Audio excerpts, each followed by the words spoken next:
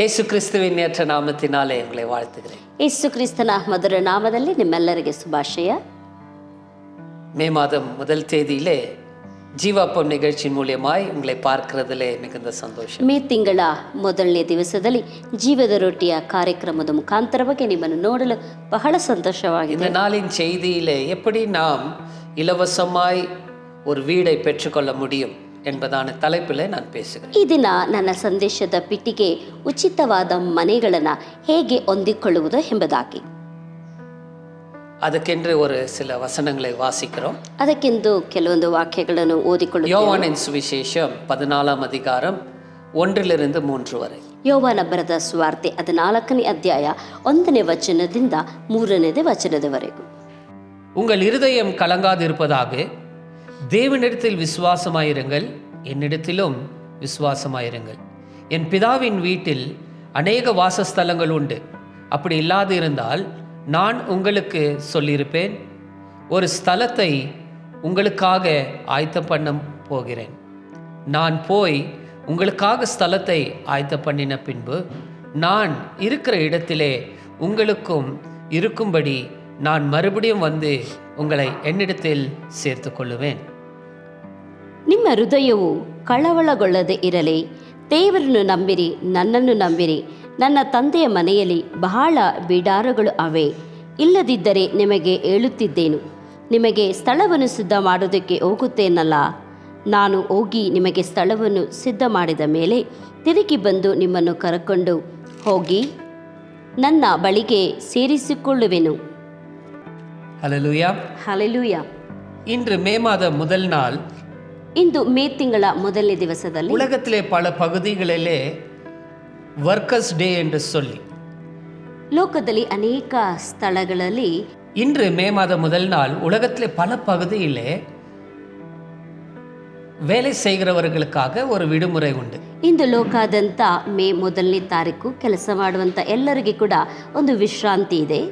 அந்த ஒரு நாள் தொழிலாளர்களுக்கு வேலை கொடுக்கிறவர்கள் அனைவரும் நீங்கள் ஓய்வு எடுத்துக்கொள்ளலாம் என்று சொல்லி ಕೆಲಸ ಮಾಡುವಂಥ ಪ್ರತಿಯೊಬ್ಬರಿಗೂ ಕೂಡ ಕಾರ್ಮಿಕ ದಿನಾಚರಣೆ ಎಂಬುದಾಗಿ ವಿಶ್ರಾಂತಿಯನ್ನು ಕೊಡುತ್ತಾರೆ. இந்த உலகத்தில் பாருங்க, நாம் வாழ்கிற ஒரு 60, 70, 80 வருஷத்துக்கு இந்த உலகத்திலே நமக்கு ஒரு வீடு வேணும் அப்படின்னு சொல்லி நம்ம விரும்புகிறோம். ಈ ಲೋಕದಲ್ಲಿ ನಾವು ಜೀವಿಸುವಾಗ ಒಂದು 60-70 ವರ್ಷ ಜೀವಿಸುತ್ತೇವೆ.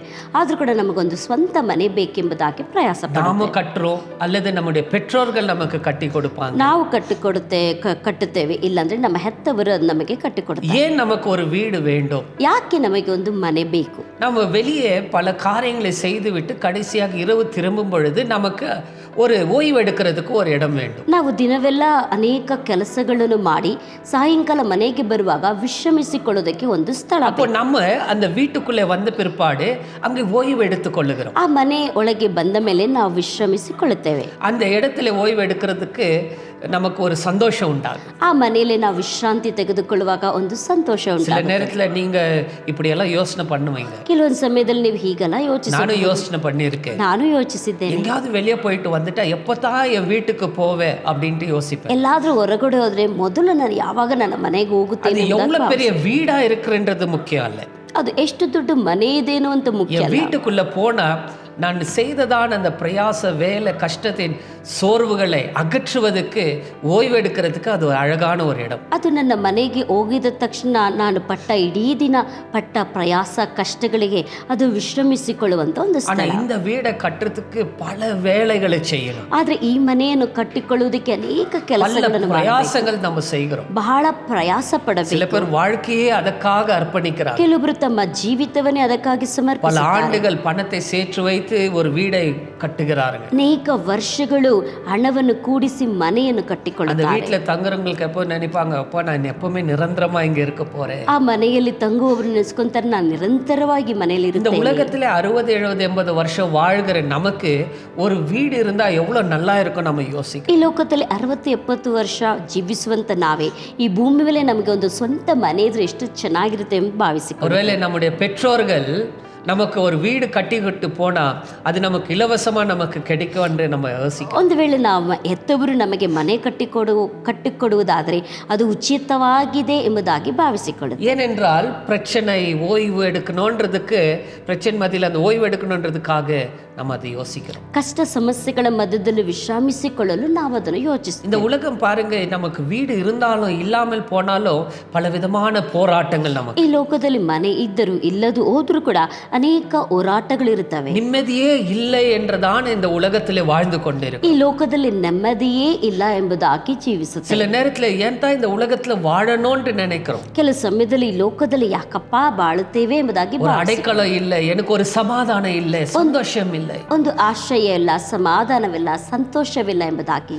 அந்த உண்மையான ஒரு அடைக்கலம் ஒவ்வொரு மனுஷனை இன்னைக்கு தேடிட்டு இருக்கா. ಆ ನಿಜವಾದಂತ ಆಶ್ರಯವನ್ನು ಪ್ರತಿಯೊಬ್ಬ ಮನುಷ್ಯನು ಹುಡುಕುತ್ತಿದ್ದಾನೆ. இந்த உலகத்திலே நமக்கு வீடு இருக்குதோ இல்லையோ இந்த பிரச்சனைன்றது முடிவில்லாமல் இருக்கிறது. ಈ ಲೋಕದಲ್ಲಿ ನಮಗೆ ಮನೆ ಇದೆಯೋ ಇಲ್ಲವೋ ಆದರೆ ಸಮಸ್ಯೆ ಯಾವಾಗಲೂ ಇರುತ್ತೆ. பணக்காரனுக்கும் இருக்கிறது, ஏழைக்கும் இருக்கிறது. ಐಶ್ವರ್ಯವಂತರಿಗೂ ಇದೆ, ಬಡವರಿಗೂ ಇದೆ. ஆனால் வேதத்திலே ஒன்று சொல்லப்பட்டிருக்கிறது. ಅದು ಸತ್ಯವೇದದಲ್ಲಿ ಒಂದು ವಾಕ್ಯ ಹೇಳುತ್ತದೆ. இயேசு கிறிஸ்து தன் ஜீவனை கொடுக்கிறது முன்பாக ಶಿಷ್ಯர்களோடு கூட பேசின வார்த்தை இது. ಯೇಸು ಕ್ರಿಸ್ತನು ತನ್ನ ಪ್ರಾಣವನ್ನು ಕೊಡುವುದಕ್ಕೆ ಮುಂಚಿತವಾಗಿ ಶಿಷ್ಯರೊಟ್ಟಿಗೆ ಮಾತನಾಡಿದಂತ அவருக்கு தெரிய இப்பொழுது அவர் மரிக்க போகிறார், அவர் எடுத்துக்கொள்ள போகிறார் இன்னும் கொஞ்ச நாட்களிலே. ಯೇಸುಗೆ ಗೊತ್ತು, ಇನ್ನೊಂದು ಸ್ವಲ್ಪ ದಿವಸದಲ್ಲಿ ನಾನು ಸಾಯ್ತೇನೆ, ಮೇಲೆ ಎತ್ತಲ್ಪಡುತ್ತೇನೆ ಎಂಬುದಾಗಿ ಚೆನ್ನಾಗಿ அப்பொழுது ಶಿಷ್ಯர்கள் எல்லாம் யோசிப்பாங்க, என்ன செய்யணும், அவங்க கலங்கி போய்விடுவாங்க. ಆಗ ಶಿಷ್ಯರು ಕಳವಳ ಪಡುತ್ತಾರೆ, ನಾವೇನು ಮಾಡೋದು ಗೊತ್ತಿಲ್ಲ ಎಂಬುದಾಗಿ ಅವರು ನೆನೆಸಿಕೊಳ್ಳುತ್ತಾರೆ ಎಂಬುದಾಗಿ. அதெல்லாம் அர்த்தம் பண்ணிக்கொண்டு இயேசு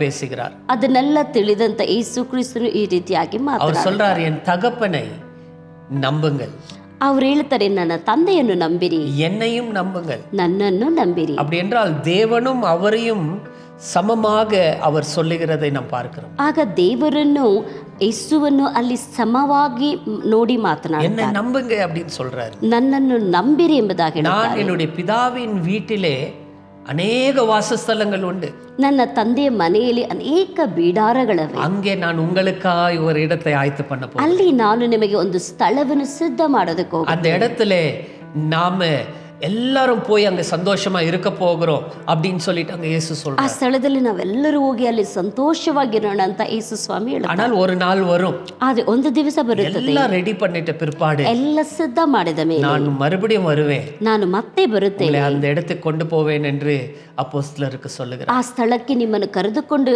ಹೋಗುತ್ತೇನೆ ಎಂಬುದಾಗಿ ತನ್ನ ಅಪೊಸ್ತಲರಿಗೆ ಹೇಳುತ್ತಾರೆ. ஆம் தேவ பிள்ளையே, ಹೌದು ದೇವರ இந்த உலகத்திலே நமக்கு உண்மையான இளைப்பாறுதல் கிடையாது. ಈ ಲೋಕದಲ್ಲಿ ನಮಗೆ ನಿಜವಾದಂತ ವಿಶ್ರಾಂತಿ ಇಲ್ಲ. உண்மையான இளைப்பாறுதல் பரலோகத்திலே தான். ನಿಜವಾದಂತ ಒಂದು ವಿಶ್ರಾಂತಿ ಅದು ಪರಲೋಕದಲ್ಲಿ. 60-80 வருஷத்துக்கு வீடு இருந்தா எவ்வளவு சந்தோஷமா இருக்கும். ಒಂದು 60-80 ವರ್ಷಕ್ಕೆ ಸ್ವಂತ ಮನೆ ಈ ಭೂಮಿ ಮೇಲಿದ್ರೆ ಎಷ್ಟು ಸಂತೋಷ. ஆனா நிரந்தரமாய் நித்தியத்துக்கும் வீடு இல்லாம இருந்துச்சுன்னா யோசனை பண்ணி பாருங்க. ಆದ್ರೆ ನಿರಂತರವಾಗಿ ನಿತ್ಯತ್ವಕ್ಕೂ ಮನೆ ಇಲ್ಲ ಅಂದ್ರೆ ಯೋಚಿಸಿ ஒரு ನೋಡಿ. அடைக்கலம் இல்லாம போயிட்டா எவ்வளவு கஷ்டமா இருக்கும். ಒಂದು ಆಶ್ರಯವಿಲ್ಲ ಅಂದ್ರೆ ಎಷ್ಟು ஆனா ಕಷ್ಟವಾಗುತ್ತದೆ. கர்த்தர் சொல்லுகிறார், ಆದ್ರೆ ಕರ್ತನೇ நான் ಹೇಳುತ್ತಾರೆ, உங்களுக்கு ஒரு வீடை வாசம். ನಾನು ನಿಮಗೊಂದು ಮನೆಯನ್ನು ಸಿದ್ಧ அது ಮಾಡಿ. தேவன் நமக்கு இலவசமாய் கொடுக்கிறார். ಅದು ದೇವರು ನಮಗೆ ಉಚಿತವಾಗಿ அதுக்கு நம்ம ಕೊಡುತ್ತಾರೆ. எந்த பிரயாசமும் செய்ய போறதில்ல. ಅದಕ್ಕೆ ನಾವು ಯಾವ ಪ್ರಯಾಸವೂ ಪಡುವುದಿಲ್ಲ. ஒன்று செய்ய போகிறோம், ಒಂದು ಮಾಡುತ್ತೇವೆ, அவர் மேல் நம்பிக்கை வைக்கணும், ಅವರ ಮೇಲೆ ನಂಬಿಕೆ ಇಡುತ್ತೇವೆ, விசுவாசிக்கணும், ವಿಶ್ವಾಸ நம்முடைய பாவ பழக்கத்திலிருந்து மனம் திரும்பி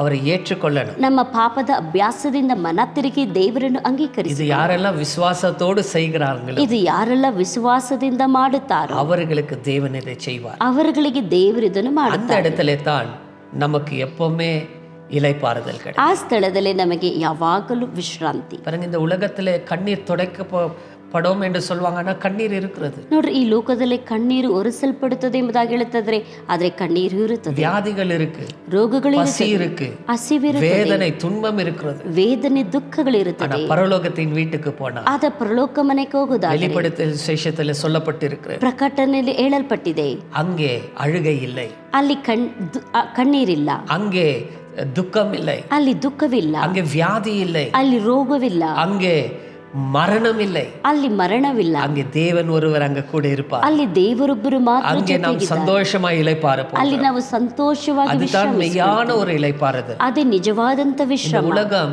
நமக்கு நிரந்தரம் அல்ல. ಈ ಲೋಕ ನಮಗೆ ನಿರಂತರವಲ್ಲ. ஆண்டவர் கொடுத்த 5 நாட்கள் அவருக்காய் வாழ்வோம். ದೇವರು ಕೊಟ್ಟಂತ ಆಯುಷ್ ದಿವಸವನ್ನು ಆತನಿಗಾಗಿ அவருக்காய் வாழும் பொழுது, ಅವರಿಗಾಗಿ ಬಾಳುವಾಗ, இந்த உலகத்தின் ஓட்டத்தை நாம் முடிக்கும் பொழுது, ಈ ಲೋಕದ ಪ್ರಯಾಣವನ್ನು ಮುಗಿಸುವಾಗ பரலோகத்தின் நித்திய வீட்டுக்கு செல்லும். ನಾವು ಪರಲೋಕದಲ್ಲಿ ನಿತ್ಯ ಮನೆಗೆ ಹೋಗುತ್ತೇವೆ. இந்த உலகத்திலே அந்த வீடை கட்ட முடியாது. ಈ ಲೋಕದಲ್ಲಿ ಆ ಮನೆಯನ್ನು இயேசு ಕಟ್ಟುವುದಕ್ಕಾಗುವುದಿಲ್ಲ. ஒருவர் மாத்திரம் தான் அது கட்டி கொடுக்க முடியும். ಯೇಸೊಬ್ಬರು ಮಾತ್ರ ಅದನ್ನು ಕಟ್ಟಬೇಕು. அவர் நமக்கு அது கொடுக்கணும் சொன்னா ಅವರು ನಮಗೆ ಅದನ್ನು அவர் ಕೊಡಬೇಕಾದ್ರೆ பிள்ளைகளாய் இருக்கணும். ನಾವು ಆತನ ಮಕ್ಕಳಾಗಿ பிள்ளைகளாய் மாறுவதற்கு ಅವರ ಮಕ್ಕಳಾಗುವುದಕ್ಕೆ யோவான் 1ஆம் அதிகாரத்துல சொல்லுகிறார், ಯೋವಾನ್ 1ನೇ ಅಧ್ಯಾಯ, யாரெல்லாம் என் மேல் நம்பிக்கை வைத்திருக்கிறீர்கள் ಯಾರೆಲ್ಲ ಆತನ ಮೇಲೆ ನಂಬಿಕೆ அவர்களெல்லாம் பிள்ளைகள் ஆகும்படிக்கு அதிகாரத்தை நான் உங்களுக்கு கொடுக்கிறேன். ಅವರೆಲ್ಲರಿಗೂ ಕೂಡ ನನ್ನ ಮಕ್ಕಳಾಗುವ ಅಧಿಕಾರವನ್ನು ಕೊಡುತ್ತೇನೆ நாம் ಎಂಬುದಾಗಿ ஜெபிக்க போகிறோம். ನಾವು ಪ್ರಾರ್ಥಿಸೋಣ. ஏன் தெரியுங்களா?